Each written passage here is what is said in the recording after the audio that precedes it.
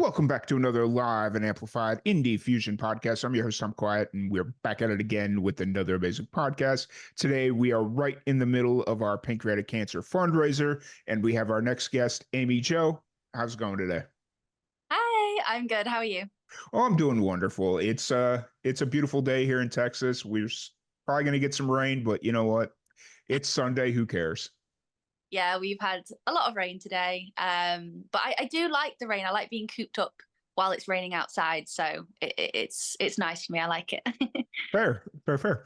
But excited to have you back on. I always enjoy our conversations, and been listening to your new single, "Love Before the Internet." It's a really cool tune. So Thank you. Yeah. It's been amazing releasing that. I actually wrote that about 2 years ago, and I've been playing it at loads of gigs. So it was Mhm. really nice to kind of have it out there recorded as a produced song because I've been singing it for so long. It doesn't feel new to me. It feels like a really old song, so it's Yeah, nice to hear it, online. right, right. It just kind of listening to the song, it took me back because I've been around long enough to know what life was like before the internet, before it was like a Yeah. mainstream fixture. And it was just like, oh, that's a very interesting take. So Yeah, I would be interested to know if it was particularly accurate. Like, was love better before the internet? Is the question I have. I don't know. I was like 9 years old, so it was actually probably not even that old. I was probably like 7 years old at that point. So you Oh, know, yeah, it's kind of like school playground stuff at that point, isn't it? right, Really? Yeah, hard to know. Yeah, fair yeah, enough. yeah.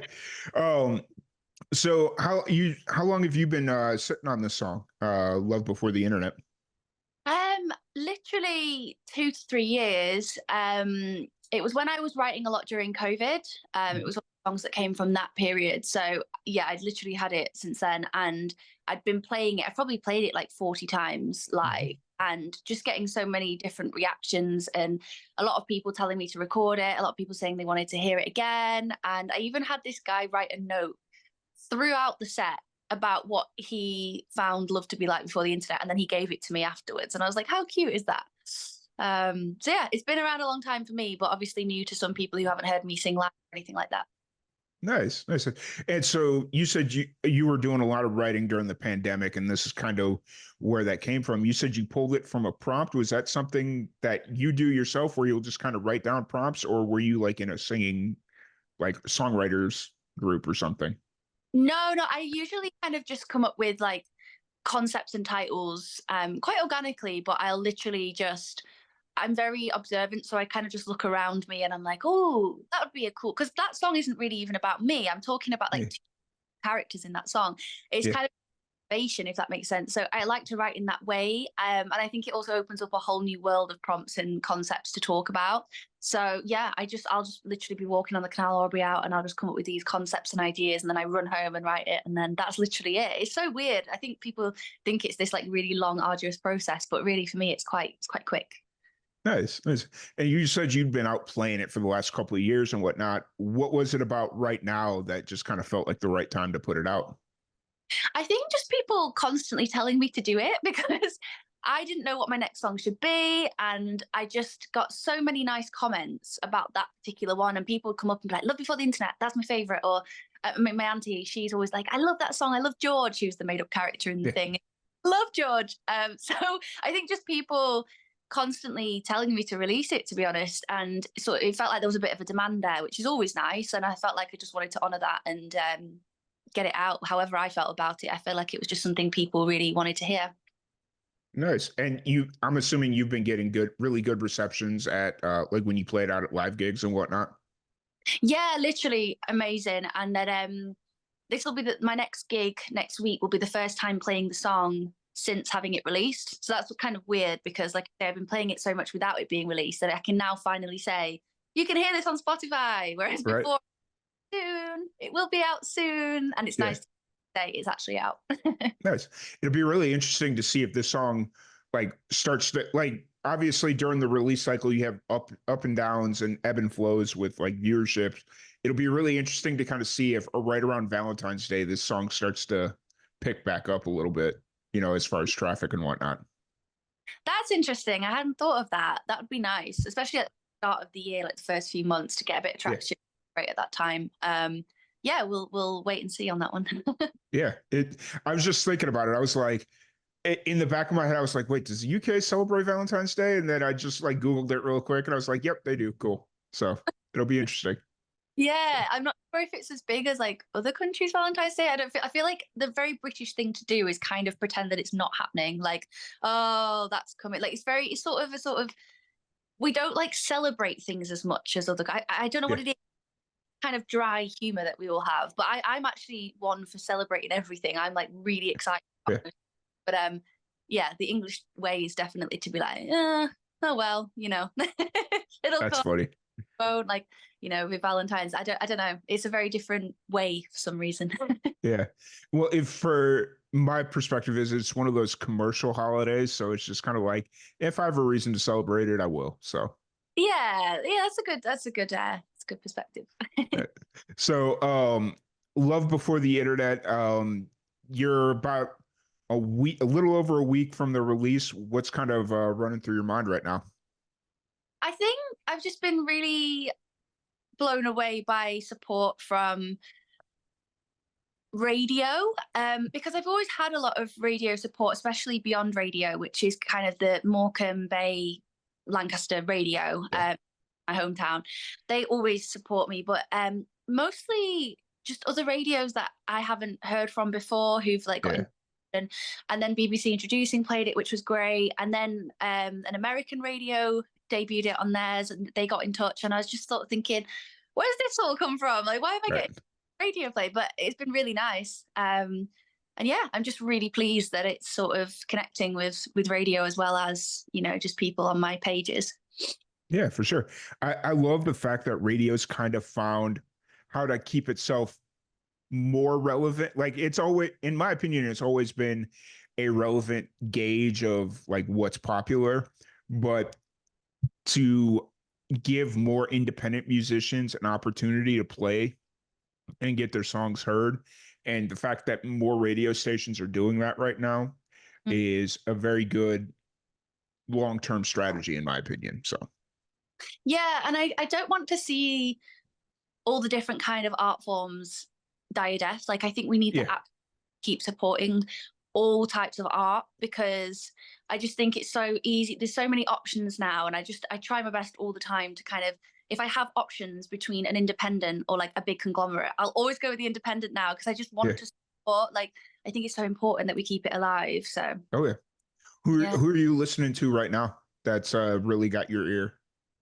I think honestly quite a few of the same as last time. When I think I mentioned Alexandra Kay back then because Yeah, I'm still a big fan, and Ashley Cook as well, and Jordan Davis, who I said at the time. But I'm yeah, also definitely listening to more and more British country artists. So there's quite a few around here that are doing amazing. But Gasoline and Matches are really mhm, cool.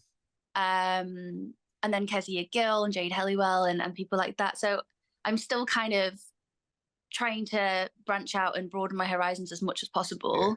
But I'm also listening to a lot of like noughties music at the moment because I'm writing my next project. And one of my favorite times was like the 2002 to 6.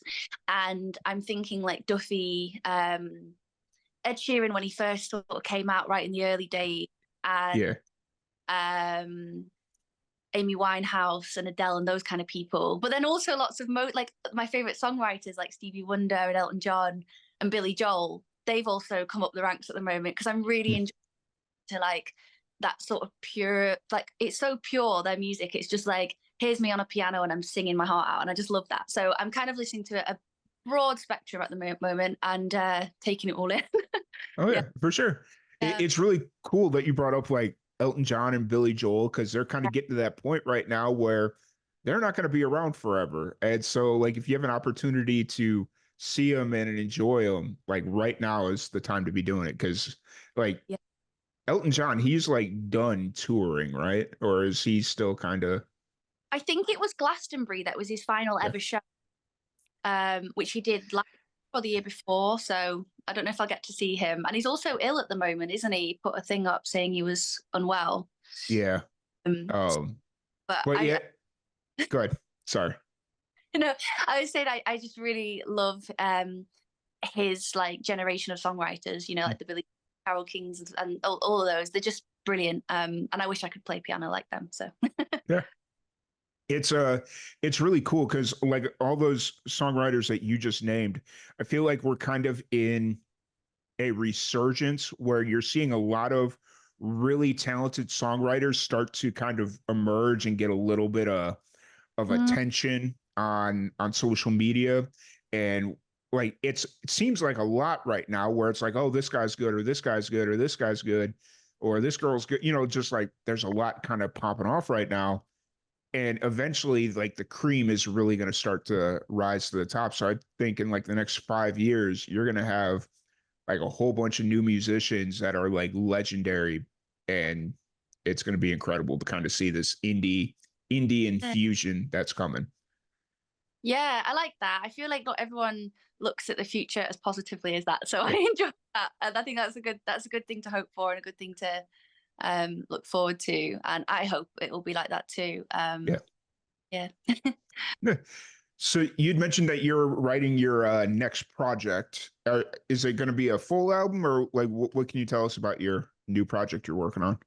I don't want to give too much away because I feel like I might add songs or take songs away. So it could change from being like an Mm. album EP or an extended EP. So I don't want to give too much away, but I'm definitely trying my best to put out as much as possible. So that's kind of the way I'm describing it at the moment. But I've got about 6 songs that I Mm. definitely get recorded. And I've just been spending this last month really writing and writing with different people and co-writing as well, because I just want to test the waters a little bit and I want some more upbeat songs. And I tend to lean towards the like observant, slow mid tempo. And I Yeah. just want upbeat ones. So I've been writing those quite a bit with other people at the moment, which has been really good. Nice, nice, nice. And so you think Love Before the Internet, that's kind of your final stamp for the year as our final release? Yeah, for this year, I feel like with Christmas, everyone just wants to sort of chill out and eat chocolate, and I will as well. So I think I'm just going to take that as time off, and then next year really hit the ground running with songs and live shows. And I Yeah. think it's going to be my busiest year by far already. So I'm quite looking forward to just go go go next year. Yeah. Nice. Nice. That's kind of where my head's at right now. It's like I'm really pushing it right now. It's like all the way up to the end of November. It's like every weekend it's go, go, go. We got something to go. And then I'm just like the finish line is like December 1st. The second you get home on December 1st, you don't have to do anything till mid January if you don't want to. Like anything you think you need to do, it's like you're good. You've got 6 weeks off of not really having to do anything. So it's like, okay, because 2025, like you said, it's going to pick up and it's going to go. Yeah. So are you batching all of your content and stuff then? Are you doing it all ahead of time? Yeah. So with the this fundraiser, it's going to give me about 40 interviews to Yeah. release from now until I basically run out. And it's like that'll get me to like mid-January. Because I know I say I'm going to take December off. I'm going to do a couple of one-off interviews just because that's how my brain works. So But yeah. you'll be doing that because it's fun and you Yeah. don't feel the pressure to do it. Whereas I feel like the way you've done it is really effective. I need to take on board a little bit of that, I think. Yeah. You've given me inspiration to do that. Yeah. Yeah. It's just one of those things where it's like, if I know like right now it sucks. Like tomorrow I've got I think like 18 I took tomorrow off of work and I've got like 18 interviews lined up. And it was just like, okay, let's knock these out because everybody was like, hey, we can do Monday. And I'm like, okay, Oh, boom, boom, so it's just like one right after the other. wow. And it's gonna suck, but you know what? After that, I don't really have any other podcasts I need to do. I have a couple other things that require like real time commitments, but December 1st hits, I'm good. That's great. Yeah. Okay. I'm going to take on a bit of that energy with me tonight. I'm going to be like batching everything for December. Right, right, right. Uh, so how's the social media game been going? Like, I mean, we talked about Love Before the Internet and like how the reception's been, and you've said you felt like this is the most reception you've been? Have you been doing more like internet pushing, or what do you think kind of attributes to that? Actually, in hindsight, yes, that's probably why. Because I was wondering why it done so much better. But actually, we went out with a gimbal and a proper camera to do some reels, and I'd Mm, never done that before. I've always done reels on my phone, and this time I was like, right, we're going to take this really seriously. Every clip of the song, we're going out with the gimbal, and I do think the sort of quality of production just on my reels had elevated a bit, and I think mhm. at like 10 of those, and across TikTok, I'm trying to get into TikTok, but that's proving challenge for my brain. But yeah, I think that might have helped. And I always try to reply to everyone. I always try to reply to comments and as quickly as I can. But I think aside from just keeping the community that I have engaged, I think probably the higher production value that I've been aiming for has probably been more effective than I want to think, because then that means I have to do it all again. Right, And right. that doing and very cold because I was outside in like this tiny skirt and tights, and I was like, oh, but yeah, I should probably do that again because it was effective. Yes. I also think like authenticity has something to do with it. Like, I mean, I'm sure we talked about this last time you were on, but I think where a lot of musicians kind of miss the mark, like, yes, production value to a certain degree is important and it's going to make a difference. Yeah. But at the end of the day, I think it's authenticity and like people really relating to with what you're saying, whether it's you just talking straight into the camera like this or, like whatever it is. So, Yeah. Oh, cool. That's one thing I always strive for, is to be authentically me, even if that changes, because I'm mhm, aware it might change. So it's kind of a weird balancing act you're always playing, because people get to know you as one thing, and then you might actually have like a growth in you that changes how you feel about something. And then you're like, should I say this thing? Because then everyone might be like, why she changed? Or but I just want to be authentic with every part of life that I'm in. So whatever I feel at that time, it might change from the previous year or the year before, but at least it's still hopefully coming across as, this is what I actually think feel at this moment. right. It's one of those things where it's like, and I think that's like something that a lot of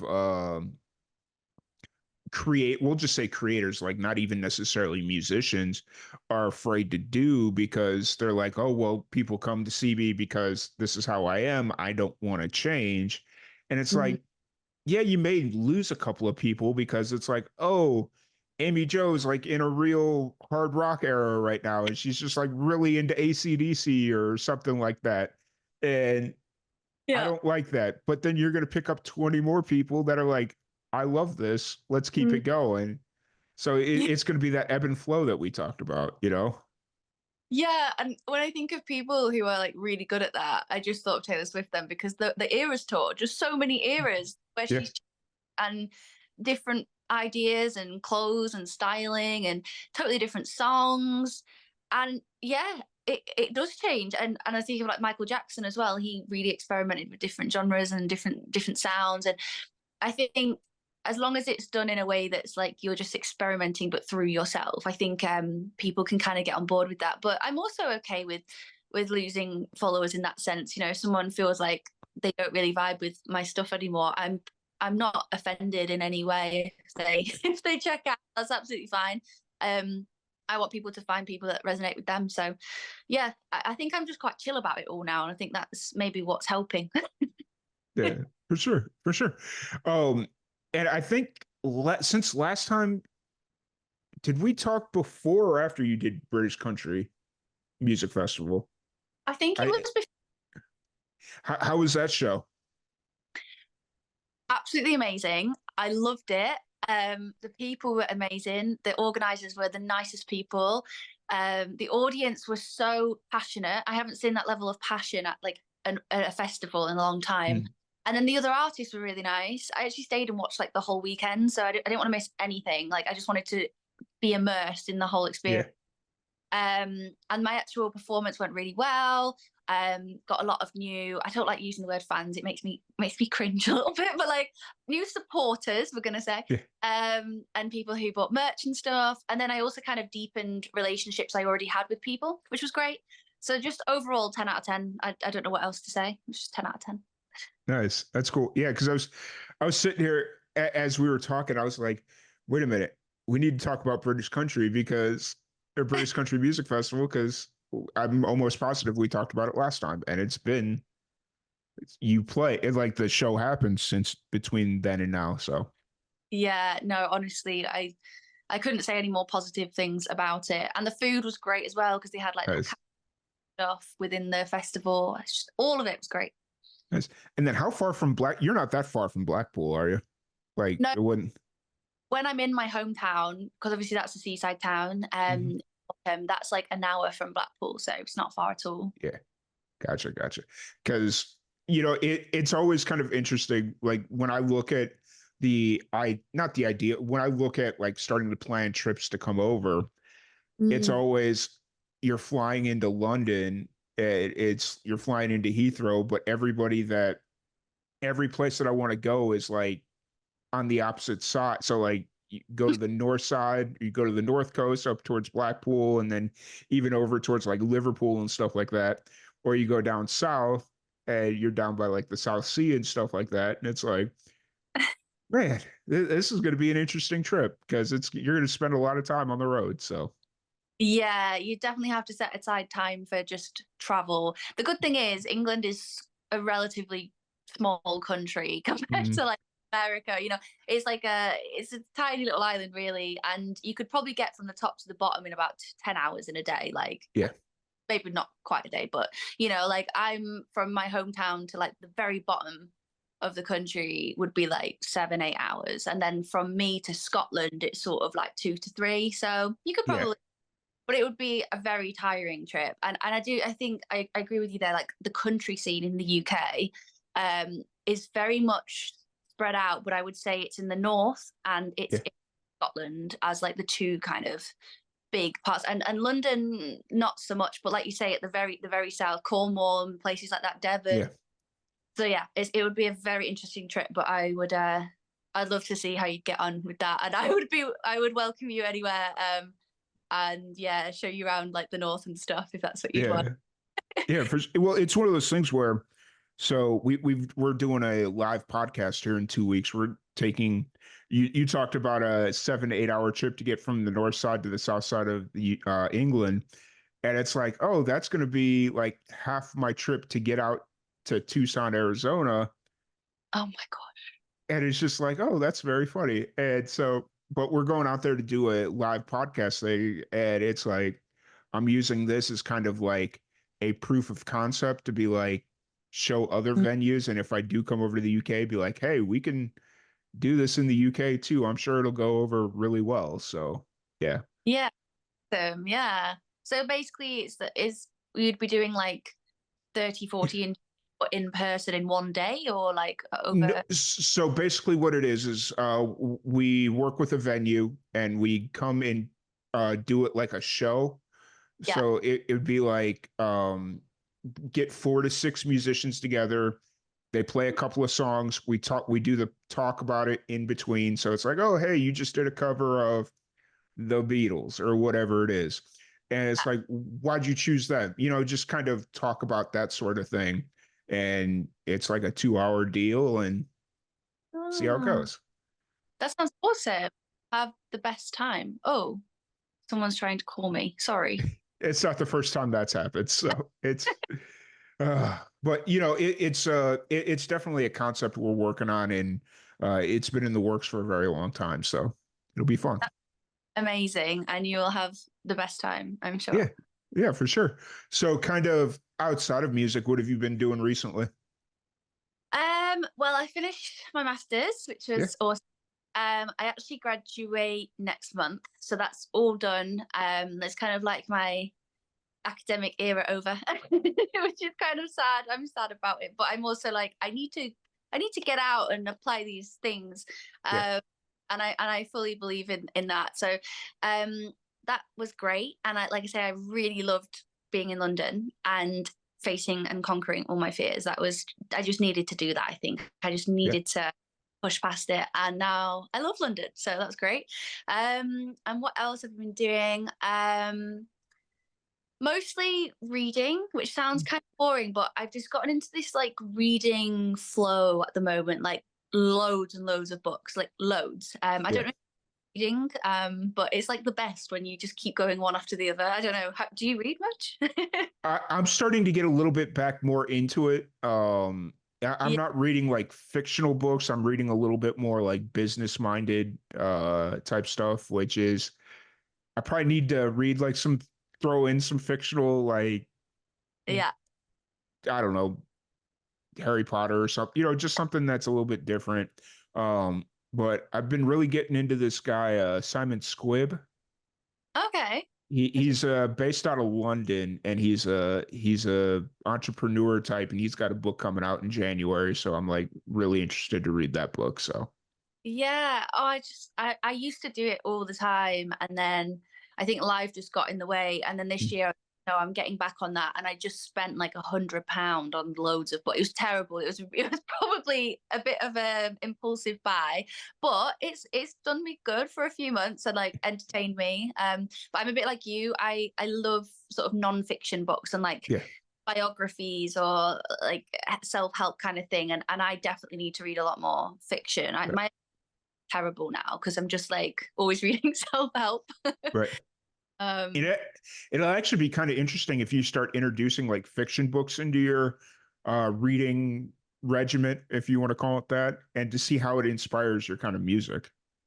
well, that's the thing, like I need to be more imaginative, like I need to read more of that stuff because that's how I will write songs. So yeah, I just need to incorporate both. I don't know if you feel like this as well though, with like creativity, even like doing your podcast.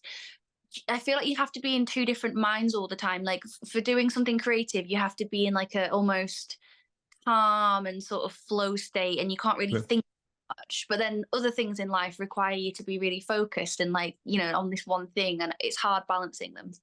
yeah, it's actually during like this interview and stuff is like where I have to be like in it, like the creative juices just kind of Yeah. they don't disappear, but it's just like, all right, like we need to focus on this conversation and have a real chat. But then like when like this drive that I have coming up here in 2 weeks, where I'm going to be on the road for 30 hours over the course of 2 days, uh it's like that's where the creative's going to come in. Like I've got 15 hour or 30 hours on the road where I can just kind of shut my brain off, which really sounds dangerous when you're driving. But through West Texas and Southeast New Mexico, it's really not that bad. So, Mm, yeah. no, good. I just struggle with the actual shutting it off. Like I just Yeah. don't fit between them very well. Yeah, I sort of need like a few business days to like transcend myself into either brain, if that Yeah. makes. But no, that sounds good.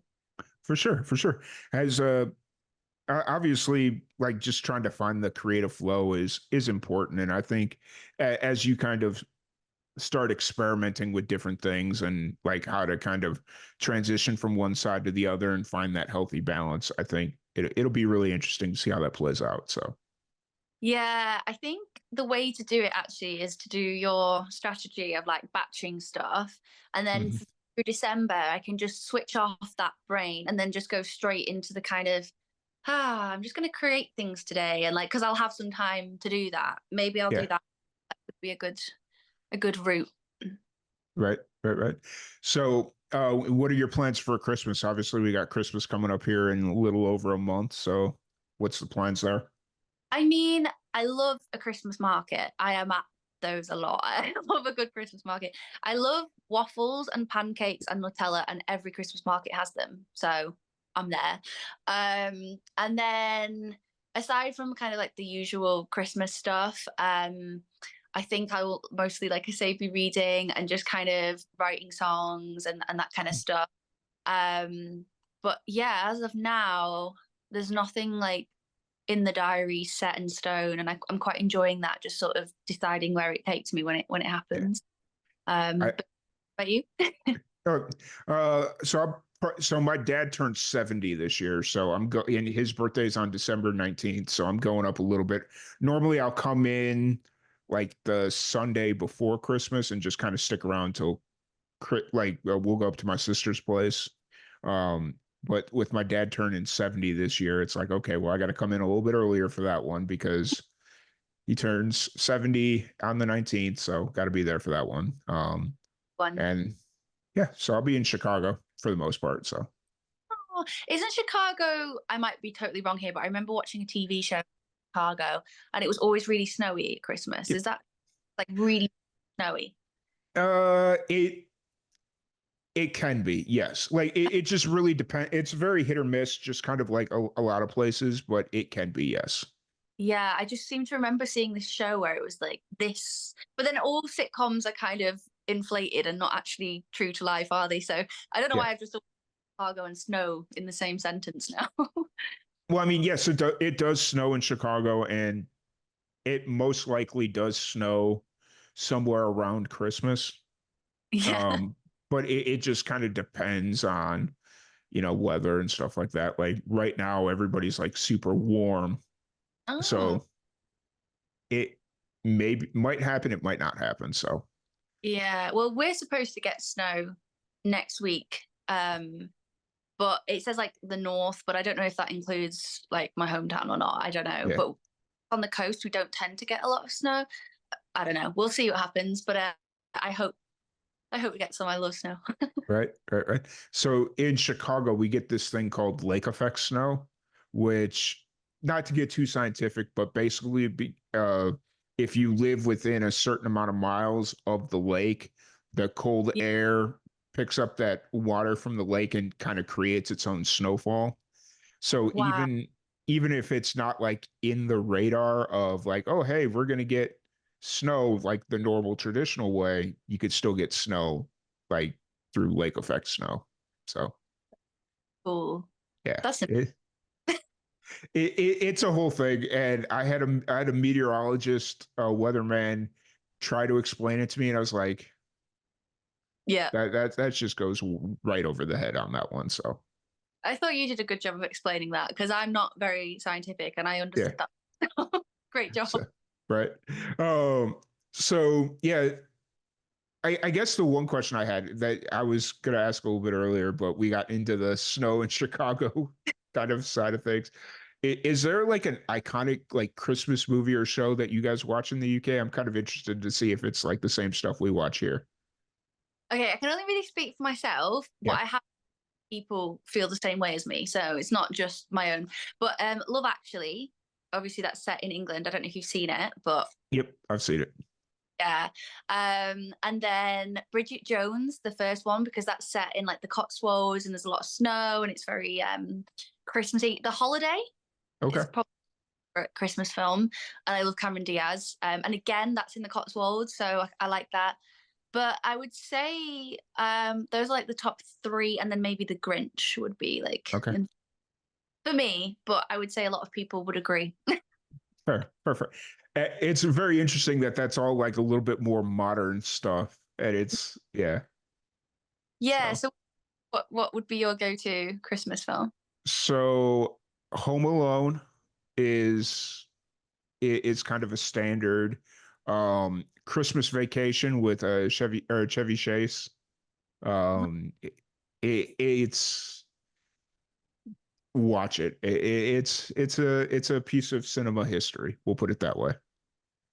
That's And a good. then yeah. And then the other one would be A Christmas Story, which is set back in like the 50s, Yeah. and this kid that yeah, so those three are probably like the iconic ones. Uh yeah, I think I like the iconic ones. I also love all the new that like I don't know if you've seen on Netflix, but they have like every year they have those Hallmark Christmas films. And every year I say I won't watch another one because it's the same storyline every time. Like there's a Christmas tree farm and the girl comes back from the city and falls Yeah, in love with the boy there. But I still can't help myself. I still add another one to my repertoire of films every year. I'm right, addicted. right. Not to say that like Christmas Chronicles was pretty good. I don't know if you saw that one on Netflix. Yeah, I have. Yeah. Like they're coming out with some good stuff. I don't know if they'll be like iconic legendary Christmas movies, but it'll be interesting. So Yeah, yeah. There's a really good one. Sorry to keep going off topic, but there's a really good one with the girl from Sex and the City, Kristen Davis, and she goes to like an elephant sanctuary. So like it's set not in a Christmassy setting, and in Africa, I think. And the whole film's like sunny and desert like, and it's really interesting. But it's got like this such Christmas like undercurrent, and it's like really wholesome and pure. So if you were like fancy one that's not like in your face Christmas, that one is a good recommendation. Yeah. Might have to check that one out then. Yeah. So Good. that's that's cool. That's really cool. Uh, so kind of plans moving forward, obviously preparing for Christmas and what's your show situation looking right now? I know you'd mentioned that you've got a show coming up here soon, right? Yeah, so it's my last show in Blackpool, as we've just been talking about Blackpool. My last show in Blackpool next week, and then I don't have any shows till January.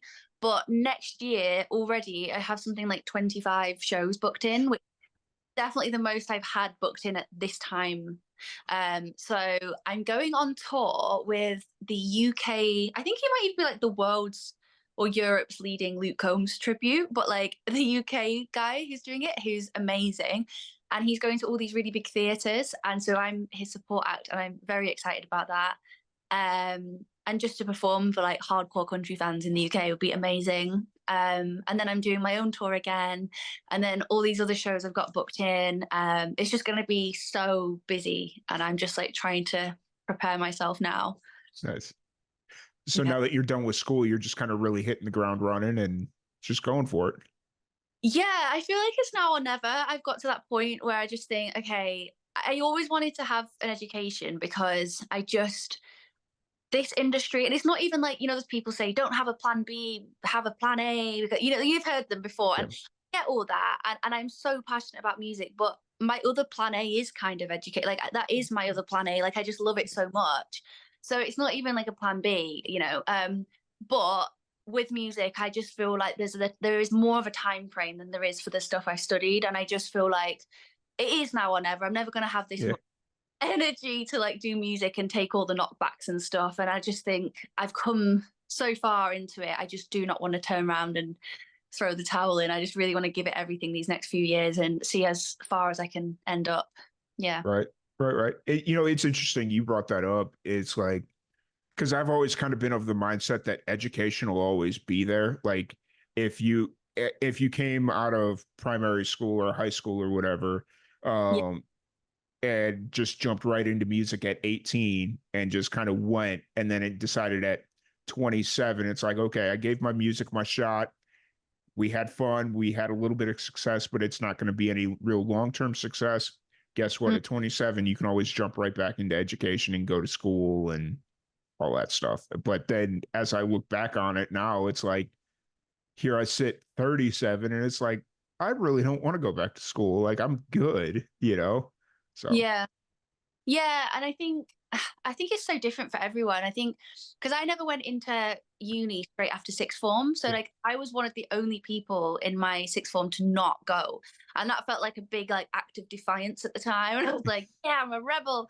But I found myself like feeling a little bit nostalgic for that, and I just craved kind of the mental stimulation. And I think what mhm, me is like it's kept me sane in the hard times of music. So I've always been doing music from like 19. I had a few breaks here and there, but I think those hard parts where it's sort of like there's no structure and like the routine's out of whack and I've not got that show and I didn't get this thing. I think the one consistent had always been, well, I can at least open up my uni papers and I can do that. And it kind of yeah, feels like the one consistent I had in my life. yeah, But yeah, I agree. I think I would have said that as well before. I think it's just so different for everyone. I think it has worked for me, but I think right now I just want to put everything into music now, knowing mm, like that I've got it, it's there. I can just go head first into it and just see what I can do with it really. And yeah. fingers. And well, and like you're coming in at a really good time because like we had talked about earlier, like there's this indie revolution type like that's really happening, and there's a lot of eyes on the UK country scene right now, or the UK music scene in general. Like just there's a lot of eyes on it, and you guys are do because I remember when I started interviewing musicians from the UK in 2020, like right beginning of the pandemic, it was like you go look at like the top 10 songs on the UK charts or whatever, and like Old Town Road from Lil Nas X was like number one, and that song had been out for 3 years at that point, and it was just kind of like, and now you go kind of go back and look, and it's like, this is really cool and interesting because it's not like 3-year-old songs from America on the top charts anymore. Yeah, which just show how far we've come with British country. And yeah, I think we are having some sort of revolution, and I do think that people in general are starting to listen to more, not only country music in the UK, but British country. I think that's really important that we sort of support all sorts of country, and that is increasingly. I'm just excited to either be part of it or witness it if I'm not part of it. I'm just really proud of what everyone's doing in the scene, and everyone seems really nice and kind of a community. Yeah.